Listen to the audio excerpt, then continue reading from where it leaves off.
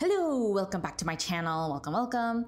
Today we're going to be checking out a video called The Story of Vergilius. This is by a Korean YouTuber. You might know them.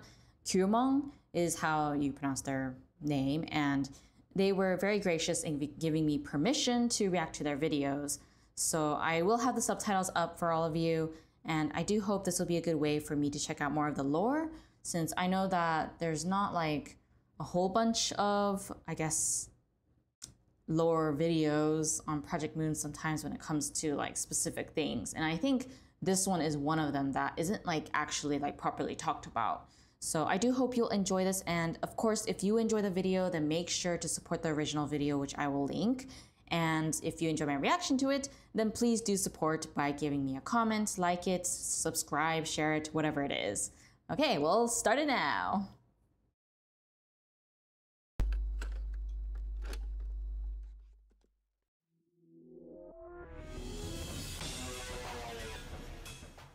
크리스마스, 베르의 사무실. 도시에도 크리스마스가 옵니다. 베르가 먼저 퇴근을 하려 합니다.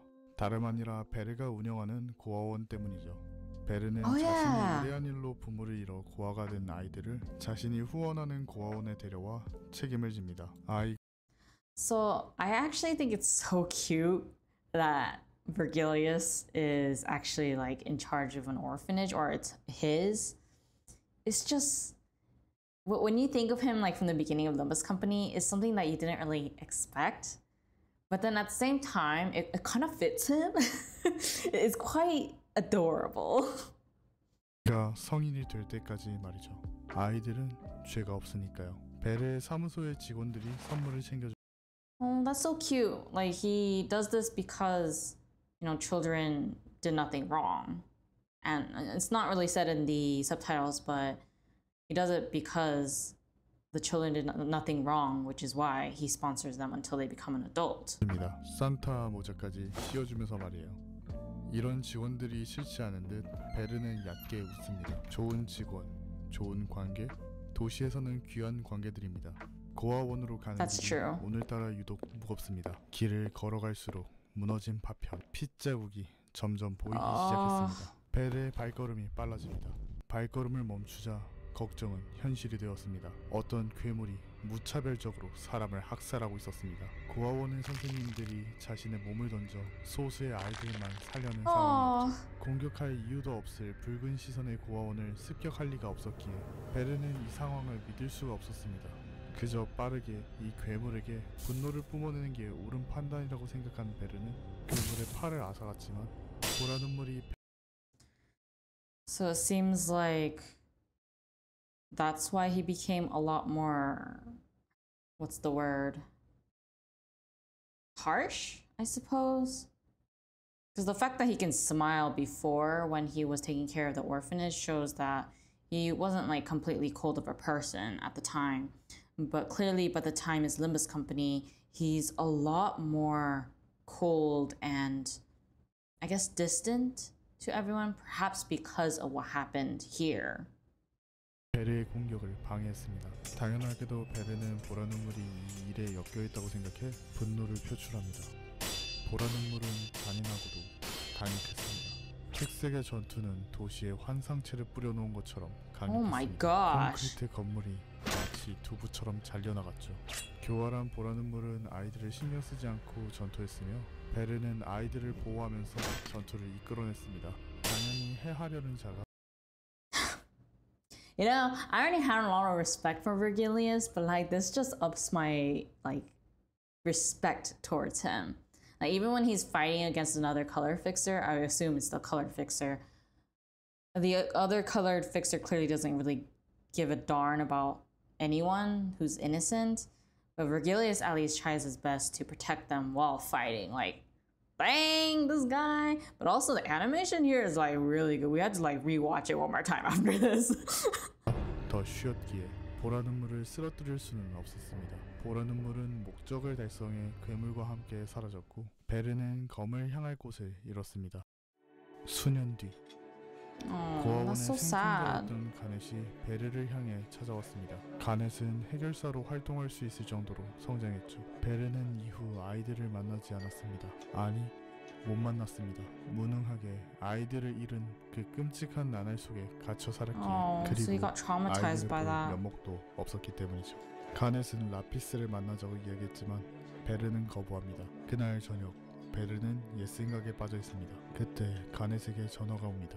라피스가 아무래도 이상한 곳에 엮여버린 것 같다고요. 심지어 그곳에는 약지의 마에스트로도 엮여 있었죠. no. 가넷이 혼자 할 수 있는 사이즈가 아니었기에 가넷은 간절하게 부탁합니다. 상황은 생각보다 심각했습니다. 사무소에서 배달 온 테이프로 확인한 결과 약지는 이상한 실험을 하고 있었습니다. 정확히 무슨 실험인지는 모르겠지만 실험체는 자신이 너무 많다며 괴로워하다 깨져 죽는 영상이었죠. 즉 라피스는 굉장히 위험한 상태였던 소리였습니다. 베르의 일행은 빠르게 작전을 시작합니다. Okay, so 마에스트로의 that's what 갤러리를 향해 각자 맡은 역할을 happened. 하기로 하죠. 가넷과 베르는 잠입하지 않고 직접 약지의 복도로 가기 위해 경매에 참여합니다. 경매를 이기는 것은 어렵지 않았습니다. 예술품은 베르의 과거가 담긴 예술품이자 미완성이었기에 베르가 직접 작업에 참여하지 않는다면 의미가 없었죠. 그렇기에 베르는 예술품을 완성시켜준다는 소리와 함께 마에스트로는 이 그림을 베르에게 낙찰시킵니다. 약지의 복도로 베르와 가넷이 입장합니다. 이제 목적을 달성했으니 베르와 가넷은 위장을 할 이유가 없어졌습니다. 베르가 빠르게 안내자를 처치하고 서로 Oh, dang. 갈림길을 향해 달립니다. 도슨트가 나타나 베르를 막아내자 반대 방향으로 가넷을 보낸 후 전투가 시작됩니다. 약지의 도슨트 따위가 붉은 시선을 막아내기엔 역부족이었습니다. 그것도 본인도 잘 알았기에 도슨트는 유리한 위치를 선점했지만 격차는 확실했습니다. 베르는 자신의 다리에 신을 감아 도슨트를 일격에 Ah, and that's 살해합니다. the 반면 I 가넷은 forgot what it was 버거운 싸움을 called. 하게 됩니다. 하지만 베르의 글라디우스는 특색의 무기답게 강력했습니다. 수많은 안내자들을 베어 가르게 됩니다. 그러다 베르의 사무소의 동료들을 만나게 되죠. 드디어 약지의 실험실에 도달합니다.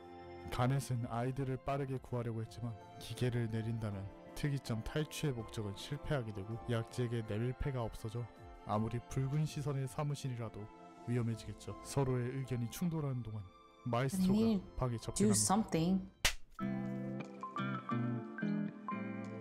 Ah, that was it? No!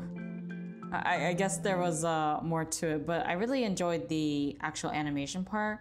But the narration was really nice too, although it was kind of fast, but it was really good. But I do think that it's really sad that Vergilius, in the end, was traumatized to the point that he couldn't face, or rather than traumatized, it's more like he was very guilty about what happened. He blames himself for the incident when technically it's not his fault, which is the most painful part about this. And if only he had gone to see them, then I do wonder if things would have changed.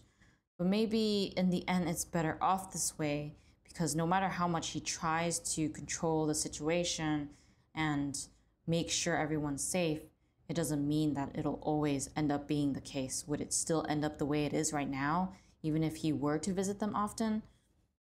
That's something that I thought about as I was watching this, but I really enjoyed this video, and the way that they actually animated everything made it a lot clearer, but a lot more engaging, and there's a lot of value in watching it over and over again so that you notice the details, so that you consume and I guess process everything that's been said.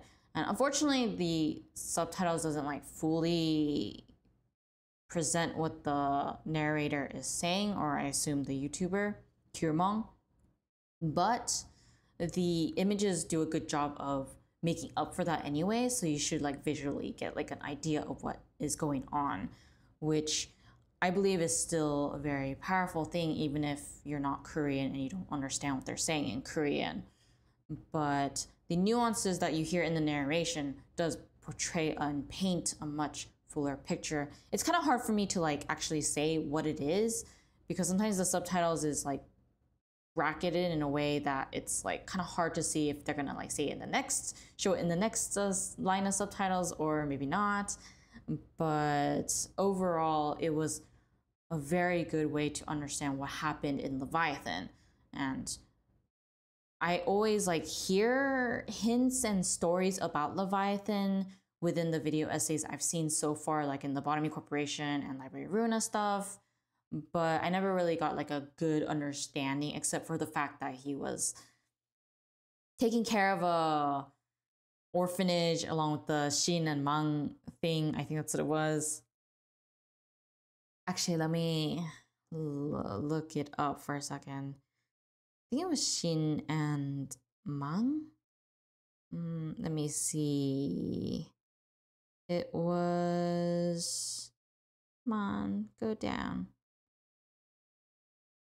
Okay, I guess I didn't write it down. But it was Shin and Mang, if I remember correctly. And we actually get to see how that actually happened. Because we saw images of it like in the previous video essay I watched about the sins and egos and things like that. But it's not like we understood like the context, or at least I didn't understand the context on how he ended up doing that. But it seems like it's because of an experiment, and he was helping, I forgot their name, Garnet. I'm gonna have to rewatch it just to like grasp things, but it seems like because of that, he wanted to save the children despite like his own trauma and guilt over what happened previously. And that Violet person is like super sus. Like, what was their actual goal? I hope the next one will actually reveal that. But either way, let's watch it again. This time I'm not gonna really stop until the end so that I can kind of get a grasp of what's going on.